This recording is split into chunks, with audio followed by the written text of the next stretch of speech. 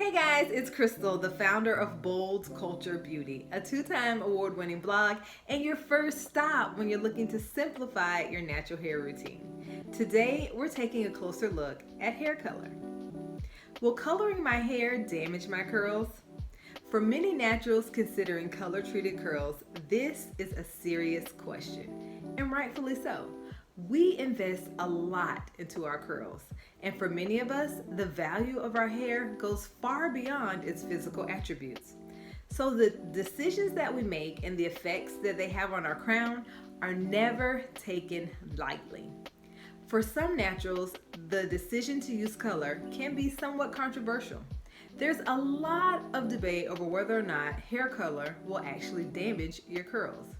So if you're considering hair color, have ever gotten hair color in the past, or you're just curious about hair dye, you're in luck. This week focuses on hair color and straightforward steps that you can take to ensure that your hair is at its best should you decide to rock color-treated curls. So grab a friend and grab a pen and let's take a closer look at hair color.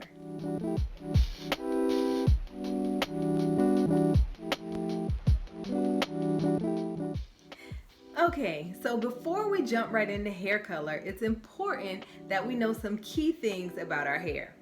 Knowing the key characteristics of our hair has always been beneficial. In addition to helping us be more intentional with our hair care, it can also give us insight into how we should expect color to react in our hair.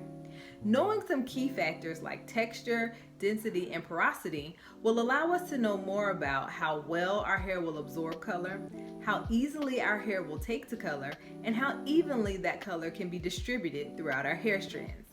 In addition to that, it'll help us be more intentional when selecting products, it'll allow us to better identify issues, and it can help us set realistic expectations for our hair. So now that we've gotten that out of the way, let's take a closer look at the different classifications of hair color.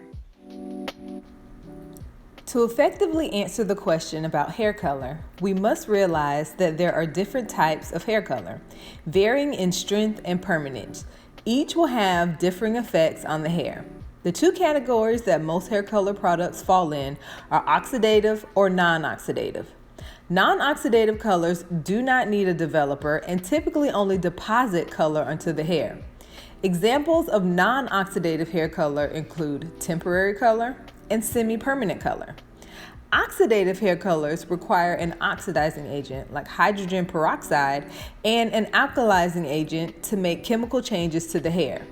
Examples of oxidative color are demi-permanent color and permanent color. Okay, regardless of the type, oxidative and non-oxidative hair colors will physically alter your hair.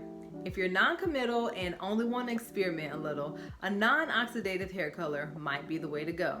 It doesn't last long, it doesn't require a developing agent, and can typically be removed with several washes. If you want a more permanent change, then an oxidative hair color might be right for you. These types of hair color will chemically alter your hair. And while your color might grow out or fade, these hair colors will not be removed with shampooing. Where oxidative hair color is concerned, the presence or absence of hydrogen peroxide is not an indication of safety. Oxidative hair colors will require chemicals to lift your cuticle layer, and some of them still require chemicals to actually remove your natural hair color. While the concentration of some chemicals may be lower, oxidative hair color will ultimately chemically alter your hair. Now, I know I've been throwing around the terms chemically and physically alter your hair, so you're probably wondering, what exactly does hair color do to my hair? Well, because hair color has the ability to penetrate the hair strand, lift the cuticle layer, and deposit pigment, it does have the ability to affect the porosity of your hair. So when you get hair color, you can expect your hair to be slightly more porous, which might make it more prone to dryness. But outside of any overprocessing and in addition to a fabulous new color, Those are really the only changes that you should expect to see. Now, if your hair has been over-processed, it will become extremely dry and brittle. It will break, it will lose elasticity, and you can expect there to be some changes in the definition and the pattern of your curl. I do want to point out though that over-processing is not normal and should not be expected with a normal color surface. Okay, now let's talk a little bit about caring for your hair before and after a color service. So, leading up to a color service, you must ensure that your hair is healthy. This means incorporating healthy practices into your hair routine, routinely assessing and meeting your hair's specific needs, and keeping up with routine maintenance. This will ensure that your hair is in the best condition to receive color. Once your hair has been color treated, you want to make sure that you continue those healthy hair practices. In addition to that, frequent deep condition sessions with protein may be beneficial. Because the hair may be more porous, the use of protein may help to fill in any gaps in the hair strand and help to combat dryness.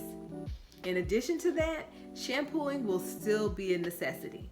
So you can use sulfate-free gentle cleansers to help reduce the risk of product buildup, help with hydration, and also to help preserve the integrity of your hair color.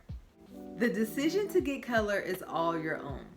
Being informed about the different types of hair color and the effects that they might have on your hair will help to make that decision a lot easier. Now, even though hair color will chemically and physically alter the hair, it does not have to damage your hair and it does not have to affect the integrity of your curls. Whether you choose to get hair color or not, the health of your hair should always win. Choose healthy hair over everything and you will never go wrong. Well guys, that is all I have for you today. Thanks so much for tuning into my channel. Don't forget to like, share, and subscribe. And for more great information on simple steps that you can take to achieve healthy natural hair, make sure you head over to boldsculture.com. And while you're there, check out our latest digital products, all designed to help you get the most out of your natural hair experience. And until next week, go boldly.